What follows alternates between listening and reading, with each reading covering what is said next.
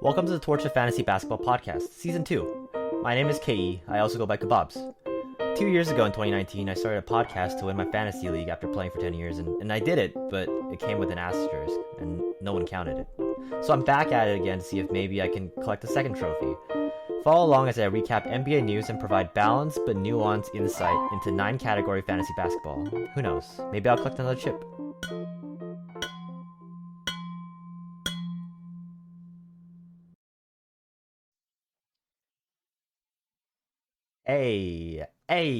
Hey guys, what's up? No. Sorry I wasn't back. I didn't do an episode last week. It was Halloween weekend, and I saw some friends. We had a good time, and I have no regrets. Yeah. I would love to get started, but before I do, I want to do a quick little plug for myself, but also just for you guys, right? Um, Here, if you guys are watching this on YouTube, if you're not, if you're listening to this on podcast, uh, this my podcast is available on all digital podcast media places that you can listen to, so you can find that everywhere. But if you want to maybe like find some Twitter things, I don't really post as much as I could, mostly because it just gets into like I'm not really a big Twitter beef guy, but I feel like that's what all Twitter does and is doing, and I don't know. I really don't know how to curate my Twitter yet, so I'm still figuring it out, but I'll post stuff whenever I can and it'll be fun. So there's my Twitter. But more importantly, if you go to YouTube and you type in Torch Fantasy or just say Torch of Fantasy, you should be able to find my podcast here. I mean, this podcast, like me talking into a camera thing. And the only difference is there'll be little like pictures and stuff to go along with me talking. That'll make hopefully this whole thing a little bit more interesting. But I don't know. I'm trying to do all this in one take, so hopefully, if it's scuffed, it's scuffed. If I mess up, I mess up, and we cool with that, right? We all good out there, people. And also, I have a Patreon.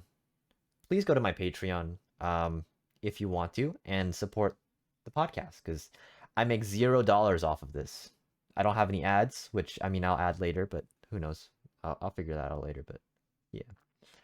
Anywho, I would love to get started. And so first things first, I of course want to talk about the most important things. People who are injured, people who are down, people who are kind of hurting in the NBA, because that's gonna make a huge impact on your fantasy teams if your players are playing. So we'll start with that. Players who are injured, of course, we have main man, LeBron James, who's taking some quote unquote injury days, rest days. I do believe it is intentional at some point, kind of to also test the waters and let Westbrook, whatever you want to call him, kind of figure his way around the team, because as per usual, he's kind of stinking it up in terms of efficiency.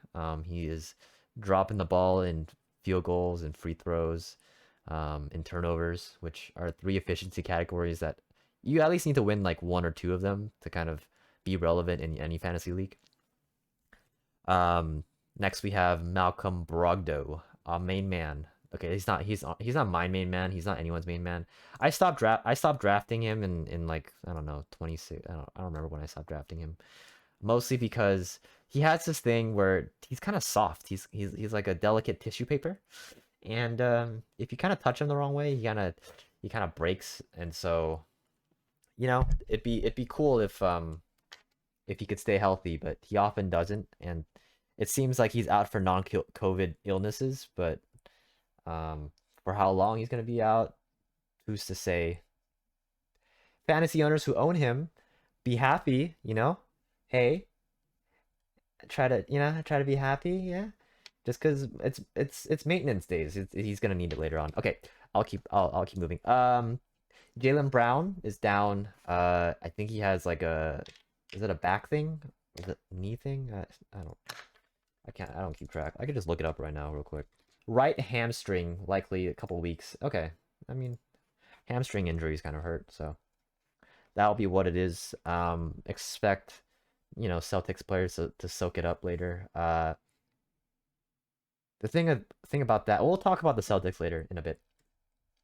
Next thing we have is a man Tobias Harris. Tobias here, he's out for health and safety protocols, and we'll talk about the Sixers as well, because big news hitting this week, and it'll affect everyone's fantasy teams. And last but not least, we have our man Brolo. He's probably having as good as time, honestly. He's pretty old, and he's probably still, rubbing it into on his brother's like mascot graves of I don't know, like his Rolo is not gonna be too happy. I don't know, guys. He's still out. Yada yada. Moving on. Let's talk about the Celtics. What the hell is going on in the Celtics? Marcus Smart, in an interview several weeks ago, brought up that there was a lot of isolation ball being played. A lot of complaints going around that um, Jalen and Jason are kind of dominating the ball. And to be fair, these two guys are of, let's just say, an all-star caliber of player. They're very good basketball players, and it makes a lot of sense why the offense would run through them. But I do see that the offense is slightly stationary at times. The ball doesn't really move as much, and that can be a downer for certain players. The biggest thing I'm seeing is that as the NBA like anti-flopping rules per se is taken into effect, players who suffer the most are people one who kind of create the foul and kind of like draw the fouls. But number two, the players who kind of hurt the most are also players who often don't or aren't used to the physicality of this NBA. So people who have grown into who have like started off in the NBA with a very generous like foul calls probably aren't used to this more physical type of game style, and this is probably gonna affect more and more players down the line as we see more injuries crop up and more physical play kind of just arise out of nowhere. Take, for example, I'm doing this on a Monday. Take, for example, Jokic today just kind of shoved Markieff Morris. He's probably going to get suspended. It is what it is. But I mean, no one's going to talk about the plays under the basket, the elbows, the jabs, the things that like no one really talks about, the refs don't see, and that's just what's going to be allowed in the NBA from now on. And so we're going to see a lot of these quote unquote dirty players kind of succeed in kind of aggravating top athletes, and it is what it is. So Tatum, welcome to the NBA. Hopefully he can adjust, but we'll see. I don't exactly know if he will, but I he's all-star caliber for a reason, so I expect he should expect him to pop off honestly with Jalen out for a while too. Next, waiver juice. Waiver juice. I think it's important. Let's talk about, like, I just want to keep myself accountable. So let's talk about last week first of all. Last week we had Gary Trent Jr. These are play. Sorry, so waiver juice are players who I was scoping out for myself for my own fantasy team to see maybe if they could be a nice addition to my team, and so I thought I'd share it with you guys. And so let's just go down the list. We have Gary Trent Jr. Solid. Uh, so I'll give him a thumbs up. Decent pick. Eric Bledsoe, one and done. Thumbs down. Did not do very well. Alex Caruso, very good as a NBA basketball player, but kind of mid as a fantasy like staple. Though he does offer you a lot of steals and is pretty consistent with his defense. You'll see a lot of like quote unquote like good NBA players provide a lot of maybe like accessory categories, but not necessarily provide everything else. And so they're kind of like the waiver hoe, or I don't know what else you would call it. I guess I would give him like a mid. mid pick from last week. Okay, this is 2 weeks ago. I'm so sorry, but anyways, Mason Plumlee, mid to low. I think he's getting a couple blocks, but I mean, I, not a good call. Steven Adams also in the same boat. And I'm gonna make some good calls and bad calls, but um, hopefully you guys. Hey, I just want to implore you guys, if I'm making these calls, try to jump on it, try to act on it. If you guys hear this in time, like just and they're still available, which they often are in a lot of leagues, maybe try snatching them up. If you have someone to drop, just try them out. Ricky Rubio, a plus, especially with Colin Sexton going down with a torn meniscus. Rubio is gonna feast, and he's always feasted, and he hasn't changed. And his style of play is conducive to just good overall longevity. Desmond Bain doing decent. Okay, the Anthonys. This is what I wanted to talk about. I fucking I'm sorry. I actually, who fucking cares? I fucking called it. All right, Carmelo Anthony, Cole Anthony, both are doing astronomically well. Okay, maybe not Carmelo as much as Cole Anthony. Um, and I personally, of these waiver players that I looked at this past week, I picked up someone who was 85% owned at the time, Andre Drummond. He's doing okay, on or off, depending on Embiid plays, but his per 36 is very good. So per 36 minutes, he's going to be averaging quite a few stocks, like steals and blocks for you. And so steals, blocks, rebounds, as long as he's providing that for me, I'm happy. But I'm telling you, Cole Anthony is the real deal. I feel like he's had his fair share of highlight moments back in college, and after kind of, I really don't really understand what the Orlando Magic can sort of do given their situation, but they're gonna keep figuring it out. And so this week for waiver juice, players that I've been kind of like scouting out or looking at, in my own league. Oh wait, let's. Oh, I forgot about my boy Kelly Oubre, Tsunami Poppy, Tsunami Poppy. He's so hit or miss. I really don't understand what's going on with him. But in terms of like potential, I think he has all the right opportunities. I just don't know if he is, you know, performing on them. I dropped him in my league. I held him for as long as I wanted to or could. And I don't I feel like Poppy, Tsunami Poppy and Lamella just kind of don't mesh. They don't seem very meshy. That makes sense. So I don't know about that. But let's see. What did he put up today? They played the Lakers. It went into overtime. He had 30% shooting, 17 minutes with 8 points, 3 boards, and 1 assist. Like it's not nothing pops. Like it's just I don't think it's happening. I don't think this is his year. Moving on. This week, players that I kind of like have been eyeing scouting out. So if these players are available for you, I would say if you have someone at the bottom of your list, kind of just throw a flyer at them. Jordan Poole, who it was on the Warriors during their, you know, injured Curry in 2019. He was like a freshman coming into the Warriors, and they were kind of like he was one of the rookies that was let loose, and he has the potential to be an amazing scorer. He's like a very solid 3-point shooter, and it's kind of a great fill for until the toaster comes back. So if you have Jordan Poole on your waivers, I would say just give a flyer, see if he provides you what you need. Depending if he provides you what you need, just maybe throw a little thing his way.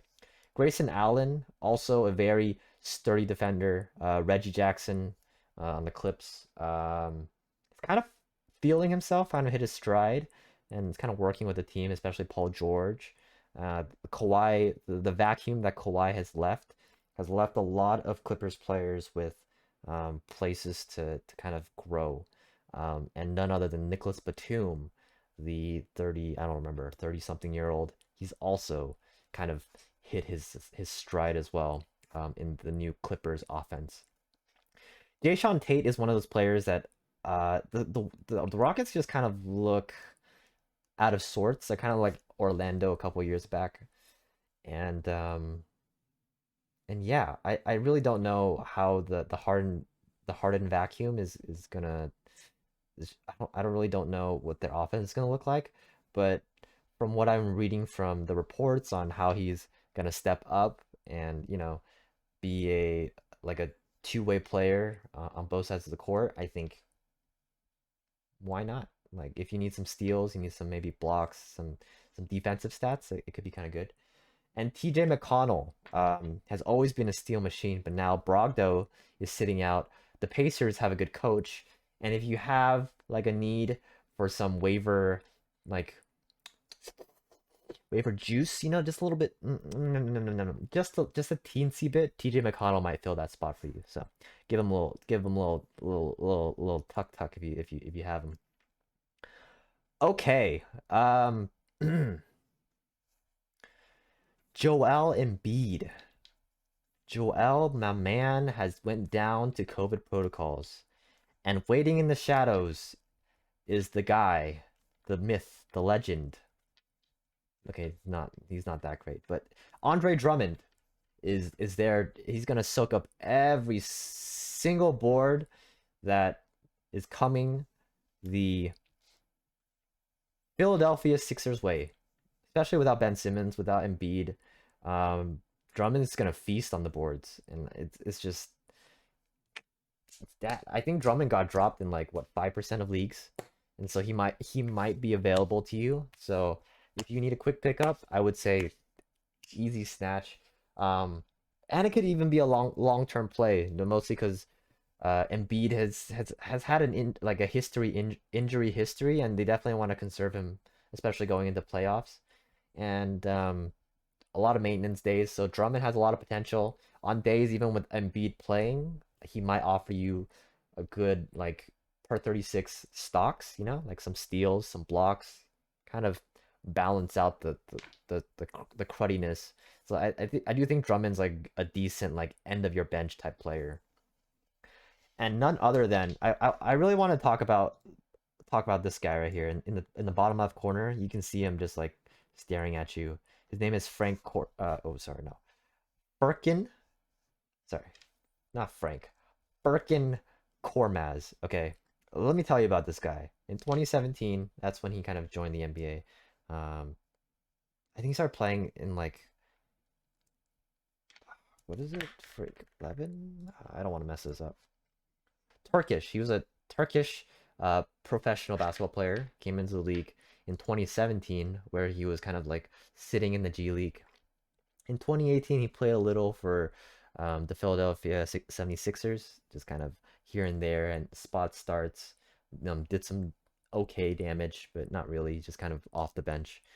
And in 2019, the 76ers decided, hey, let's throw him a 2-year contract because this guy is a good like solid, consistent end of bench producer. So why not just throw him a two-way? Fast forward to now is 2021, and the 76ers, even after all the shuffling, after all the trade talks, the deadlines, and everything, after all that discussion, they decided, hey, let's re-sign him again. And like players like Jimmy Butler and high profile players get sent off in a jiffy whenever they don't feel that they might not like this place.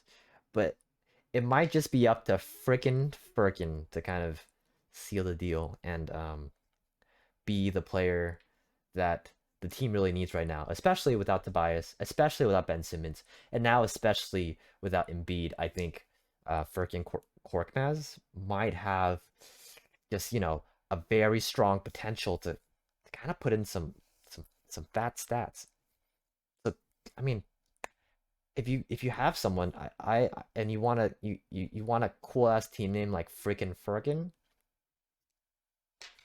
worth a shot. It's worth a shot. I think it's worth it. Let's talk about DeAndre Ayton.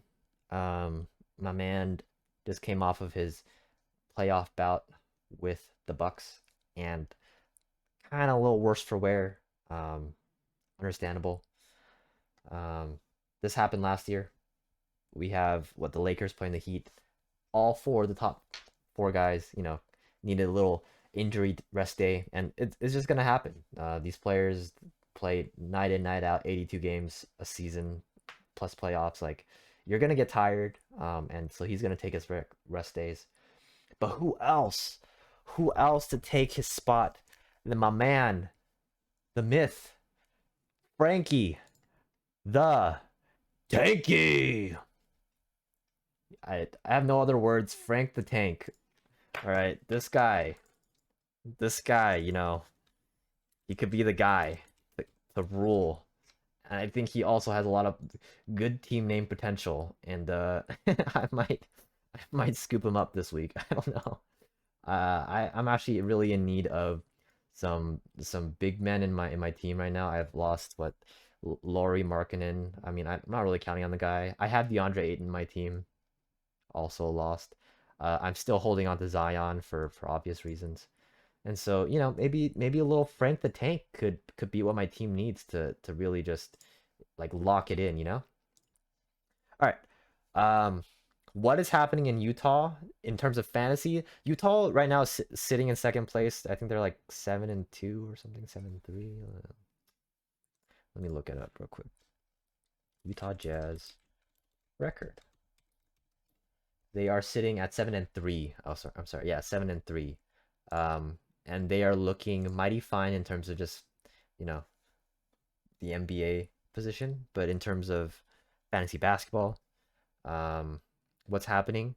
I think they're doing well, but mostly what is happening is when they're taking L's, it's because they need their accessory players to be scoring, and that comes in the name of my man Jordan motherfucking Clarkson. Okay, let me tell you about Jordan Clarkson. All right, Jordan Clarkson, Jordan Clarkson, Jordan Clarkson. This year, this season is doing terribly. Okay, he's got awful this year. Okay, he's shooting at 34% clip. He's taking 15 shots a game. He's averaging around like 5 makes. Um, his free throws are still his free throws. He's still making them. Probably like 87% looks like. He's making about like 2 threes, 14 points, 3 boards ish, 2.7 boards, 1.6 assists, 0.9 steals, and not really that many turnovers. So kind of an okay stat line, right? He's not doing well.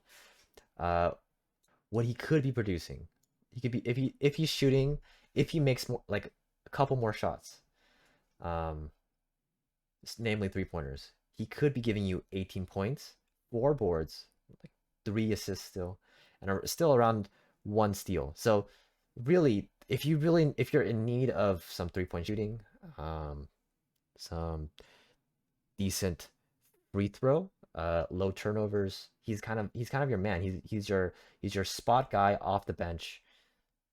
Need some consistent numbers. He's your guy. But right now he's going through a cold streak, and a lot of people are dropping him. And I think this is a prime opportunity um, to snap him up whenever you can. I think that's what I'm gonna do. I think it's either Furkin or Clarkson, but I think these two guys. Um, I think Furkin actually. I probably prefer Furkin. Maybe I'll change that, but I'm kind of waffling. I think that's pretty much it. What's up in Utah? That's it. That's it, friends.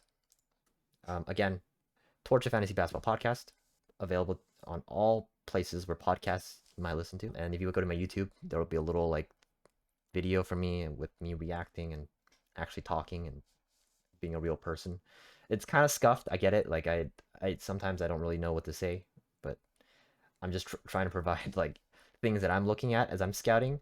Um, Beginning of season, I think it's a good time to kind of gauge the waiver, just kind of test the waters, see what's going to work for your team because you still need to tweak what's more dependable than the waiver because if you're going to be trading with your other players in your league who like my league they're very willing to kind of accept trades here and there and just talk about it in a sensible manner, But in other leagues, in other places, that might not be the case. So the waiver is probably your best option. That's why I am offering things that I'm looking at and things that I'm seeing. I'm just kind of talking. But yeah, thank you guys for tuning in. I appreciate everything. Please go to my YouTube. Please subscribe there. I really appreciate it. I'm gonna be posting this on all my podcasts and yada yada yada. All right. I'll see you guys later. Thank you. Bye. Bye. Bye. Bye. Bye. Bye. Bye. Bye. All right. I'm gonna go. Bye.